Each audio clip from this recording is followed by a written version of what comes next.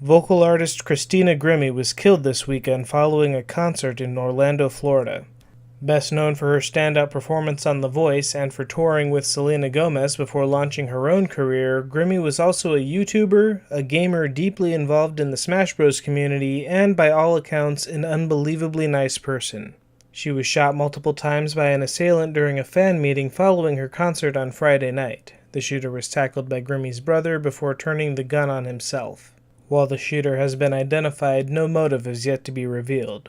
Grimmie succumbed to her wounds a short time after. The world is poorer without her.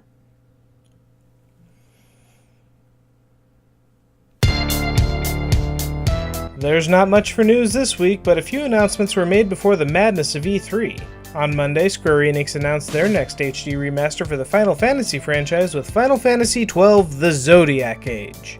Like the recently released Final Fantasy X remaster, this game will give a facelift to the PS2 RPG and include features from the international version of the game, which in this case includes a completely different take on the license-based job system. The game is scheduled for a 2017 launch on the PS4, but with luck a PC version won't be too far behind. Also coming out next year is Injustice 2. Following some early leaks, Warner Bros. Interactive released an announcement trailer that shows off DC's most popular heroes continuing their battles against each other in the sequel to Injustice: Gods Among Us.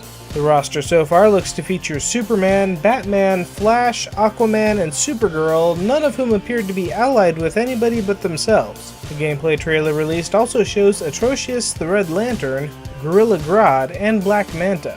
Armor seems to be the major feature of this game, as all of the heroes, even Superman, look like they've been suited up by Tony Stark. The game will allow players to personalize their favorite characters with unique gear, which will determine how they look and fight. And finally, Overwatch players frustrated by Bastion got a brief bit of schadenfreude this week when Blizzard's most recent patch got a little too aggressive about how it determines when a player is idle. A bug in the system marked stationary players as idle, resulting in them being booted from their match without regard to whether they were fighting or not. While this bug affected all characters to some degree, it was most strongly felt by everybody's favorite turret robot. Fortunately, Blizzard was quick to roll back the patch and release a new update to resolve the issue. Hitting theaters this week, we have the latest from Pixar, Finding Dory. Yes, it's a sequel nobody really asked for, but let's face it, it's Pixar and it will probably make you tear up at least once.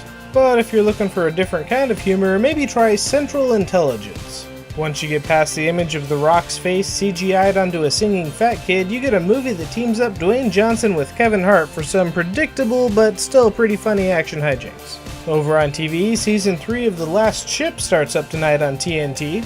I'd actually forgotten about this show since seeing the pilot attached to an episode of Falling Skies way back when, but I guess it's still going. Maybe it's worth catching up with. Over on PC this week, we have games like On Rusty Trails, a kind of cool looking 2D platformer that uses a color shifting mechanic. Being red or blue at any given moment will determine your abilities and change the way the world reacts to you. Next up, there's OC, a space survival game. Clearly influenced by Faster Than Light in both aesthetics and gameplay, this little space survival game gives you a customizable ship to navigate across the universe while dealing with 7 races and 4 factions that'll either love you or hate you. But while OC offers relaxing turn-based gameplay, the same can't be said for The Narrator is a Dick. If you've ever played I Wanna Be the Guy and thought to yourself this game really needs a narrator to verbally harass you, then this might just be the game for you.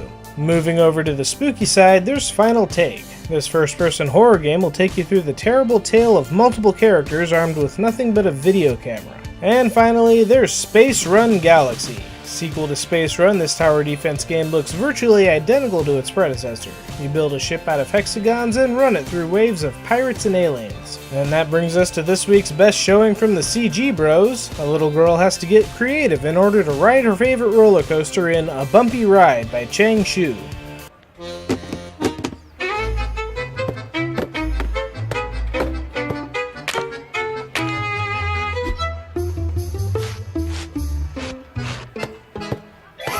And finally, Rabbit Machine showcased a short but sweet looking fan animation for Metroid.